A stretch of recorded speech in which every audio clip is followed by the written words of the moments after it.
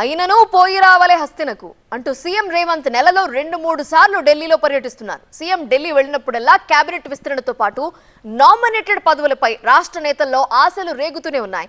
ఇప్పుడు మరోసారి రేవంత్ ఢిల్లీ బాట పట్టడంతో మళ్లీ కేబినెట్ విస్తరణపై జోరుగా ప్రచారం జరుగుతోంది.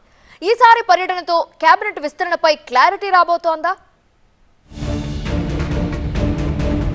కుదిరితే దసరా రోజు, ఇంకా వీలైతే దసరా కంటే ముందే తెలంగాణ మంత్రివర్గ విస్తరణ జరగవచ్చుననే ప్రచారం రాజకీయ వర్గాల్లో హాట్ టాపిక్ గా మారింది. ఇప్పటికే హర్యానా, జమ్మూ కాశ్మీర్ ఎన్నికలు పూర్తవడంతో తెలంగాణ కేబినెట్ విస్తరణపై కాంగ్రెస్ అధిష్టానం ఫోకస్ పెట్టినట్లు పార్టీ వర్గాలు చర్చించుకుంటున్నాయి. ఇదే అంశంపై మాట్లాడేందుకు పార్టీ పెద్దలు రేవంత్ ను ఢిల్లీ పిలిపించుకున్నారు. ఈ పర్యటనతో విస్తరణపై క్లారిటీ వచ్చే అవకాశాలు మెండుగా కనిపిస్తున్నాయి. విస్తరణ జరిగితే 6గురికి అవకాశం దక్కవచ్చని అంచనా వేస్తున్నారు. ఈ విస్తరణలో పార్టీలోని సీనియర్లతో పాటు కొంతమంది కొత్త వారికి సముచిత స్థానం కల్పిస్తారని ఊహాగానాలు ఉన్నాయి.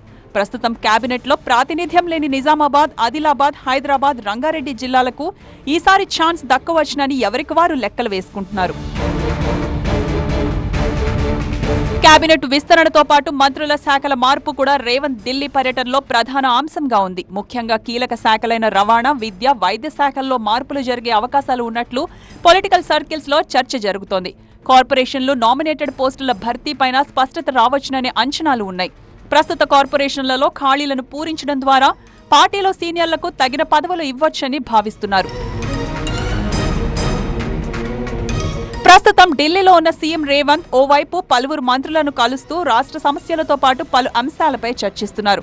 మరోవైపు పార్టీ కార్యక్రమాల్లోనూ బిజీగా ఉన్నారు.